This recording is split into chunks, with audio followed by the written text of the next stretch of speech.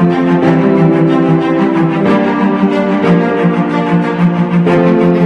les petits YouTube, je suis vraiment très content d'être avec vous. On continue le challenge 365 techniques en un an, une technique par jour pendant un an. Et merci à tous du soutien. Dans cette vidéo, je vais vous expliquer comment vous devez gérer votre première compétition de JJB. C'est ta première compétition, tu t'es inscrit, tu sais pas comment trop gérer tout ça. Je vais t'expliquer tout ça. Je vais t'expliquer comment on gère sa première compète. Mais avant ça, mon pote, tu vas me rendre un grand service. Si ce que je vais te dire t'intéresse, si tu veux connaître la suite, un pouce bleu, tu vois, j'ai mis un maillot bleu là, tu vois, un maillot bleu. Pour le pouce bleu, en bas de la vidéo, pour mettre un max de likes, je veux au moins 100 likes, 200 likes, 300 likes, tu vois, on pète les likes. Que tu t'abonnes à la petite cloche pour recevoir les notifications des nouvelles vidéos, pour ne rien louper de ce challenge. Est-ce que je vais réussir le challenge? Est-ce que je vais tenir le challenge ou pas? Peut-être il y a des vidéos qui vont t'intéresser, peut-être pas. En tout cas, voilà, active la case notif pour ne rien louper. Alors, c'était le début de la saison. Les premières compétitions ont commencé, les premières compétitions ont eu lieu. Et j'ai vu sur les réseaux sociaux des ceintures blanches, des ceintures bleues, pour qui c'était la première compétition. Et bravo à vous d'avoir franchi le pas. Vraiment, bravo. Vous êtes passé du côté obscur de la race. Et pour ça, je vous en félicite. Vous êtes sortis de votre zone de confort. Vous êtes partis au charbon. Vous avez vu les Galvao, les Rafa Mendes, les Leandro Lo. Vous avez voulu faire pareil. Let's go. Bien joué. Salam alaikum, alaikum salam, machallah plus et tout. Blabon.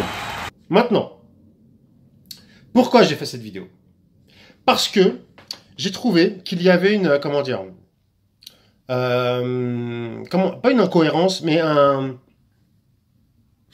décalage. Un décalage. J'ai vu des personnes très déçues, très dures avec elles-mêmes pour leur première compétition et qui n'avaient pas bien performé et machin et blablabla. Ok, dans cette vidéo, je veux te recentrer sur le premier objectif de ta première compète.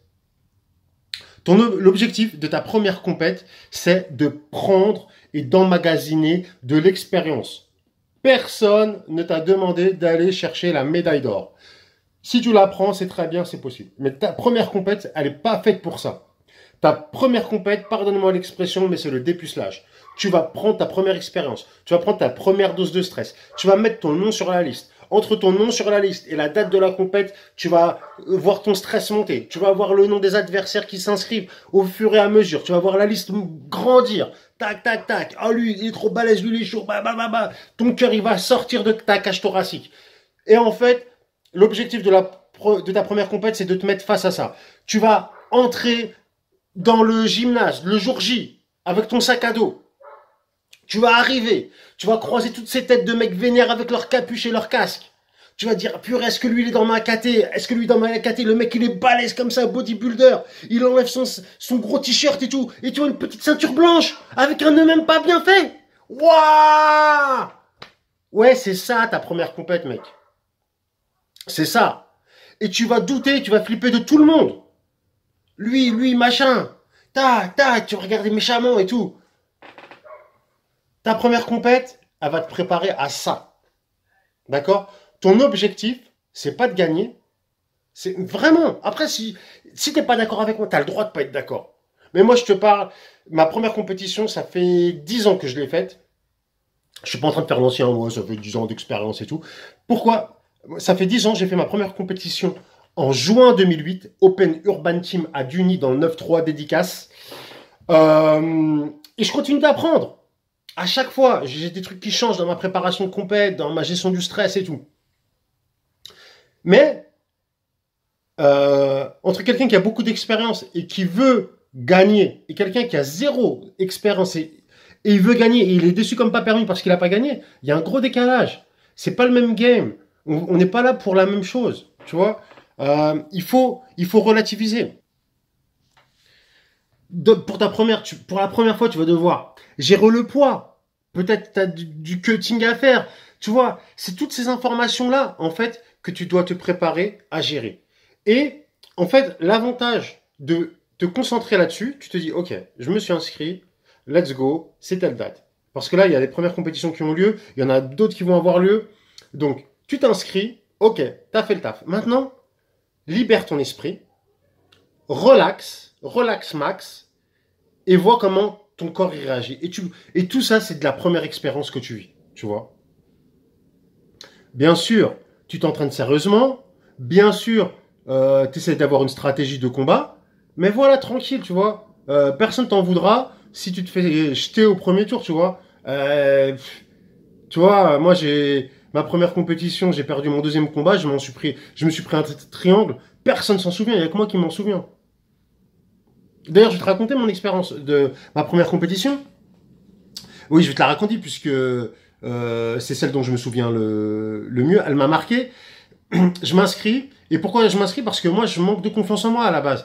Je suis très introverti, très timide et tout. Et je me dis, vas-y, mon objectif, en fait, c'est juste de réussir à mettre mes deux pieds sur le tatami et de faire face à un adversaire. C'est juste ça. C'est mon premier objectif. Si je réussis à faire ça, pour moi, j'ai gagné. Je sors de ma zone de confort. D'accord? Comme vous l'avez fait quand c'était votre première compétition. Donc, je me suis inscrit, machin. Je suis allé, je me suis pesé. Je savais même pas qu'il y avait des catés de poids, mec. Je me rappelle, je m'étais pesé à 86 kilos, un truc comme ça. Ça m'avait marqué, je savais même pas que je faisais 86 kilos. Et du coup, bah forcément, voilà, machin, tout. Et là, quand j'entends mon nom, Samir Ben Saïd, non, non, non, oh là là là là, décomposition.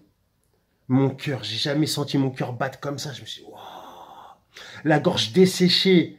J'ai failli m'étouffer tout seul. Et je me rappelle, donc il nous appelle, je me mets devant le tatami, tu vois, je regardais en bas, et je sais pas, sueur froide et tout, j'ai les jambes qui tremblent, tu vois, mais littéralement, je vous promets les gars, c'est la vérité, j'ai mes jambes qui tremblent, les deux jambes incontrôlables, je n'arrive pas à les contrôler. Je monte sur le tatami, tête baissée et tout, l'arbitre, il doit me dire salut votre partenaire, salut mon partenaire, je lève la tête, purée, je vois un grand black comme ça et tout là. Oh là là là là là là, je fais oh le bourbier.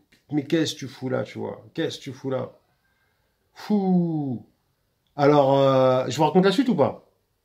Ok, je vous raconte? Ok, je vous raconte la suite. Tellement stressé, qu'est-ce que je fais?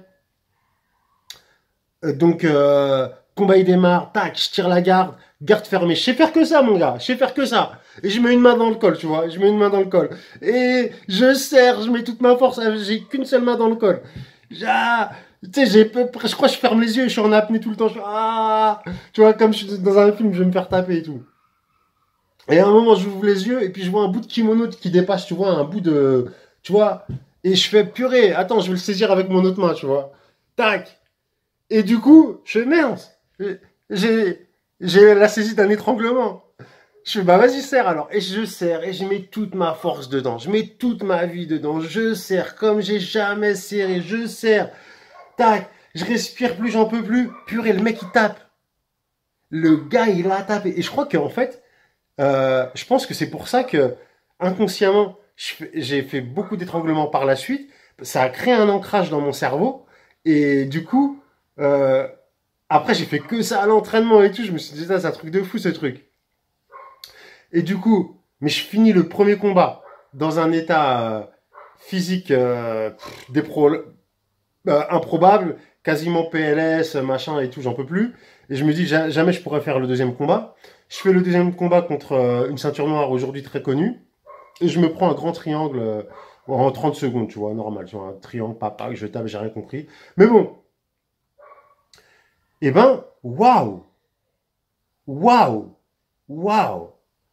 À la fin, je me suis dit, franchement, jamais j'aurais pensé pouvoir vivre ça. Je parle pas de la victoire, je parle de tout le stress. Jamais je pensais que j'allais pouvoir stresser comme ça. Et j'étais fier de moi, pas pour avoir gagné un combat, mais parce que j'avais vraiment réussi mon premier challenge, réussir à monter sur le tatami face à un adversaire. Alors s'il vous plaît, les gars, ce sera le mot de la fin. Soyez indulgents avec vous-même. L'entraînement, c'est l'entraînement. Vous pouvez vous entraîner pendant 10 ans. Le jour où vous faites de la compétition, c'est un autre monde. La compétition, c'est pas pareil. D'accord?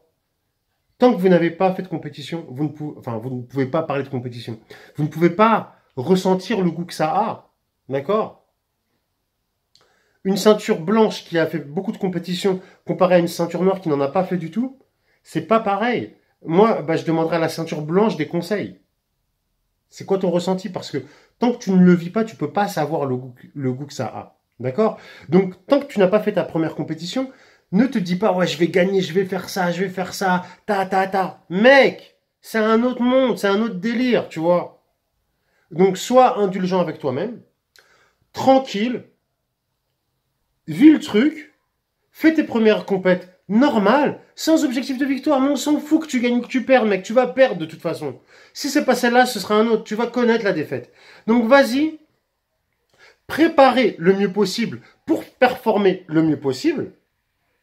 Mais prends conscience que c'est tes débuts. Donc tu es là pour la prise d'information. Prends de l'information. Je prends de l'information. Et j'emmagasine de l'expérience. Information, expérience. Je gère mon stress. Je gère ma peur. Je gère tout ça. Ah ouais, là, la dernière fois, j'ai fait ça. Là, je fais pas ça. La dernière fois, tac. La dernière fois, je suis arrivé trop tôt. La dernière fois, je suis arrivé trop tard. J'ai pas eu le temps de m'échauffer. Alors là, la prochaine fois, j'arriverai un peu plus tôt pour garder du temps pour mon échauffement. Ah, mais la fois d'après, je suis arrivé beaucoup trop tôt. Je me suis échauffé, mais je me suis refroidi. Tac, tac, tac, tac. Voilà. Et tu vas te faire ton expérience. C'est ça. D'accord? Donc, voilà. Je pourrais en parler pendant des heures. Alors, j'ai une idée de prochaine vidéo. Parce que je pense, j'ai eu quelques demandes. Si ça vous intéresse, je voulais vous faire une vidéo sur comment gérer le stress en compète. Donc, mais là, si vous voulez que je fasse cette vidéo-là, vous marquez le coup, les mecs. Vous me mettez un max de likes sur la vidéo. Vous me la partagez un maximum. Vous likez, vous partagez, vous truquez, vous machinez. Moi, en fait, c'est quand vous mettez des likes et tout, c'est là je sais qu'il y a quelqu'un qui regarde derrière, tu vois. Parce que là, je suis tout seul dans ma chambre, tu vois, je fais la vidéo. Et du coup, moi, je sais pas, tu vois, s'il y a des gens derrière. Donc, et quand je vois, ah ouais, tiens, ah ouais, like du retour et tout, ah ouais, c'est chaud, ah ouais, ça plaît. Ok, là, ça me motive, tu vois. Ça me motive et je me dis, bon, là, je vais leur faire un truc en béton armé, je vais leur donner des outils de ouf. Donc, si t'as aimé la vidéo, mets un like. Si t'as pas aimé, tu rentres chez toi, tu vois. Si t'as aimé, tu mets un like. Et voilà, et moi, je continue mon challenge. Voilà, en espérant que ça vous plaise. En tout cas, j'ai quand même eu beaucoup de retours positifs sur les techniques que j'ai postées et tout. Donc voilà. Donc n'oublie pas, déstress, amuse-toi bien, fais-toi bise, os, os.